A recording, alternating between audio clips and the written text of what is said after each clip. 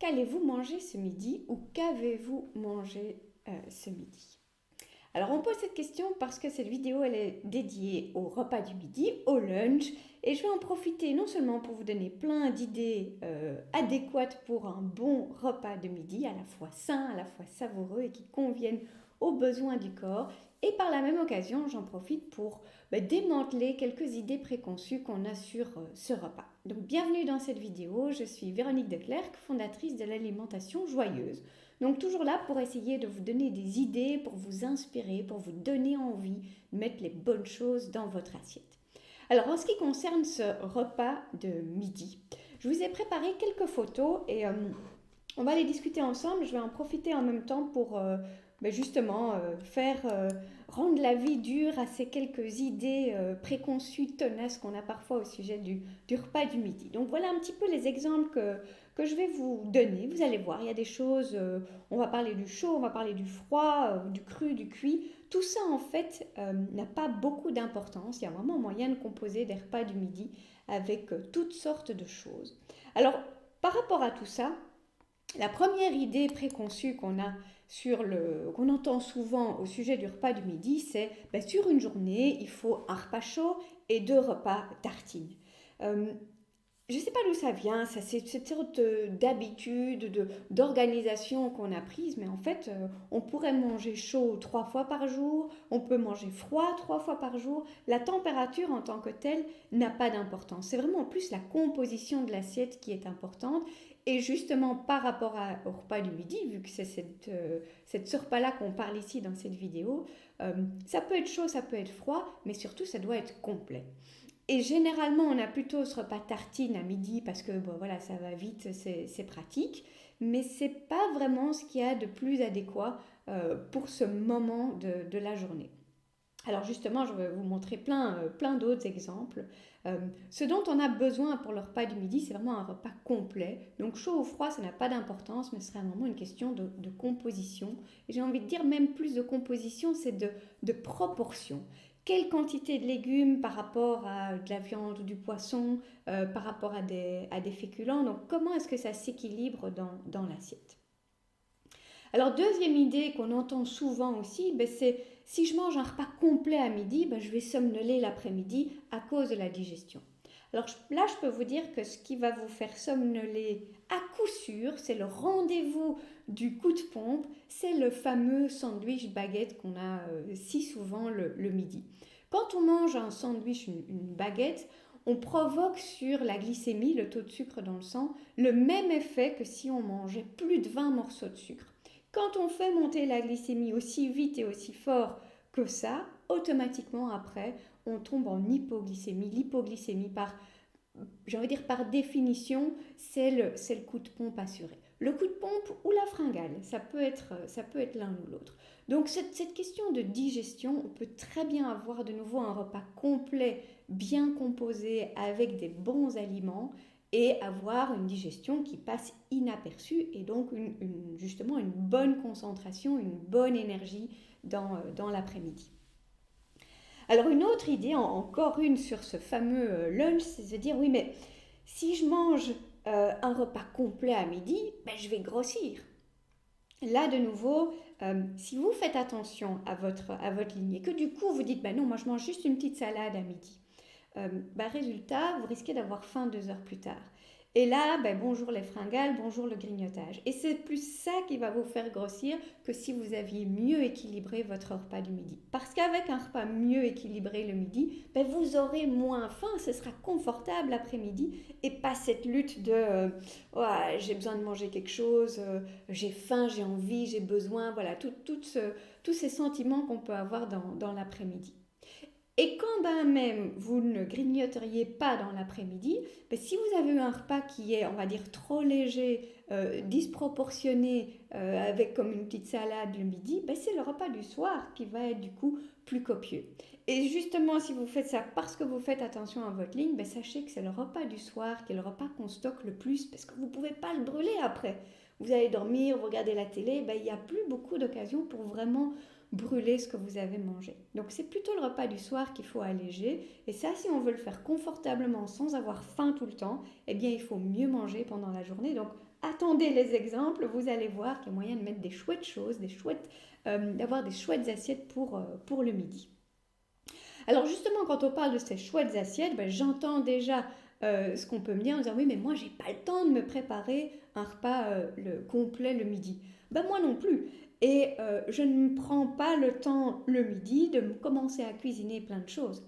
Par contre, avec un tout petit peu d'anticipation, on peut très bien sélectionner, combiner soit des aliments qui ne demandent aucune préparation, soit des choses qu'on a déjà fait à un autre moment, ou même récupérer des petits restes et composer des chouettes assiettes. Alors par rapport à tout ça, on va voir un peu en pratique justement avec tous ces exemples pour vous donner des idées, vous inspirer pour les lunchs à venir. Alors, hop, on va les repasser en revue individuellement, juste vous indiquer les quelques compositions, comme ça vous pouvez refaire la même chose chez vous. Donc ici vous voyez, je suis partie sur des grosses crevettes style scampi, il y a plein de crudités selon la saison. Et en dessous, vous ne le voyez pas, mais j'ai mis du riz. Alors ça peut soit être un riz basmati classique, soit un riz de chou-fleur, ça peut être sympa aussi. C'est quelque chose que vous pouvez plutôt manger froid, éventuellement réchauffer un petit peu si vous voulez, avec une petite sauce ou une petite vinaigrette. Autre exemple ici aussi, j'ai combiné donc les légumes, le côté féculent avec ça s'appelle un couscous perlé d'épeautre. Alors couscous perlé, c'est juste un autre nom pour une autre forme de pâte. Et du poulet, une petite sauce au curry. Alors vous voyez assez bien les proportions ici. Quand je disais que c'était un critère important pour on va dire la définition d'un repas complet, eh bien ces proportions, c'est toujours le plus de légumes, environ la moitié de l'assiette, et l'autre moitié divisée entre protéines et féculents. Alors ce que vous voyez ici, c'est des quantités pour mes enfants, donc j'ai composé ça pour mes enfants, mais je peux faire exactement la même chose pour des adultes et vous adapter du coup les quantités, mais vous respectez les mêmes proportions. Alors, encore d'autres exemples. Ici, j'ai été chercher du saumon en boîte, donc pas de préparation, un petit reste de riz, des tomates cerises, des petits pois, j'ai toujours ça dans mon congélateur, c'est prêt en 3 minutes, et une petite sauce au basilic que j'ai acheté toute faite aussi, les petites sauces de la marque La Vache.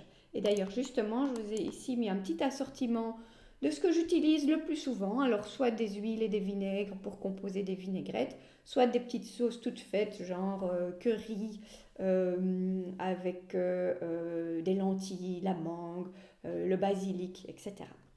Ou alors aussi des combinaisons avec la sauce soja, un peu d'huile de sésame pour des petites touches un petit peu plus orientales. Alors, je continue dans différents exemples. Ici, j'ai une base de quinoa, un petit reste dinde ou de poulet et du poireau. J'ai rajouté à ça des petites noix concassées. De nouveau, ça peut se manger chaud ou ça peut se manger froid ou se réchauffer, comme vous voulez. Ici, un peu le principe de la salade niçoise, de la salade de thon, sauf que j'ai pas mis du thon, qui est un poisson qui est très pollué. J'ai plutôt pris du maquereau, donc haricots verts, petites pommes de terre et grenaille et petite boîte de maquereau, quelques petits oignons rouges, chaud ou froid, c'est comme vous voulez.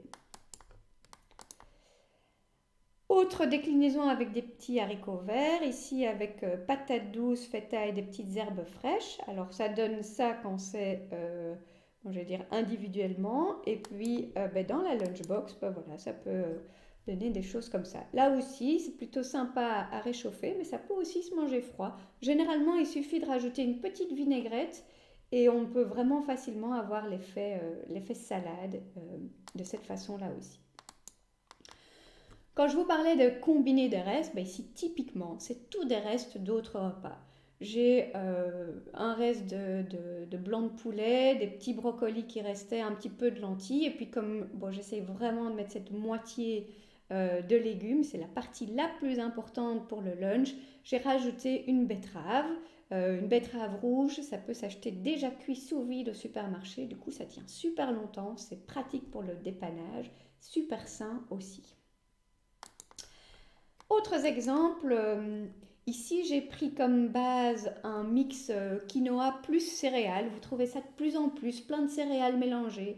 Super facile, ça permet de varier. Ça se cuisine comme du riz. Donc vous mettez ça à l'eau bouillante, vous respectez bien la durée de cuisson, vous égouttez par la suite et vous pouvez manger ça chaud ou froid. Ici pareil avec des petits dés de butternut, un petit peu de feta, des petites noix.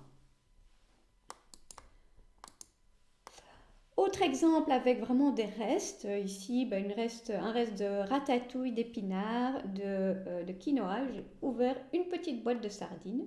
Le côté sardines, alors en boîte elles peuvent se réchauffer, mais ce que je fais généralement c'est que j'ai les restes de préparation que je réchauffe et j'ouvre juste la petite boîte de sardines froide aussi. Vous verrez des combinaisons chaud-froid, ça marche très bien aussi.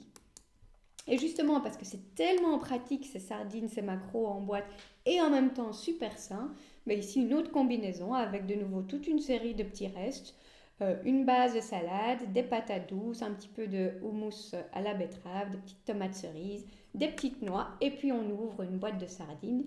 Et on a un repas qui est tout à fait complet, en plus joliment coloré ici. Donc tout ça, c'est finalement très peu de préparation au moment même. Et ça demande juste un petit peu d'anticipation. Certaines choses, un petit peu plus de préparation que d'autres, mais au fond, euh, vous trouverez avec tout ça plein d'exemples qui peuvent vous servir au quotidien. Donc pensez-y, pensez à votre repas du midi, faites-le complet. Essayez d'éviter, j'ai envie de dire, ce réflexe qu'on a en disant qu'est-ce qu'on mange ce midi? Soit un sandwich, soit une salade. Il y a tellement plus et vous vous en porterez tellement mieux dans l'après-midi. Je vous encourage vraiment à prêter toute l'attention que ce repas de midi mérite avec, j'espère, les idées que vous voyez là, que ça va vous inspirer. Ces idées, ces photos, donc c'est typiquement des choses que je prépare pour moi, pour ma famille. C'est aussi toujours ce que vous retrouverez dans les programmes 21 jours de menu où vous avez ces idées pour le quotidien, pour le matin, pour le midi, pour le goûter, pour le soir. Des astuces de préparation, qu'est-ce qu'on peut faire à l'avance, qu'est-ce qu'on peut préparer une fois et utiliser pour plusieurs fois. Manger sainement, ça se passe au quotidien, donc voilà, c'est pour ça aussi que je mets ce genre de choses à votre disposition, donc n'hésitez pas. Vous trouverez toutes les infos sur mon site alimentationjoyeuse.com ou directement sur le site 21jours-de-menu.com.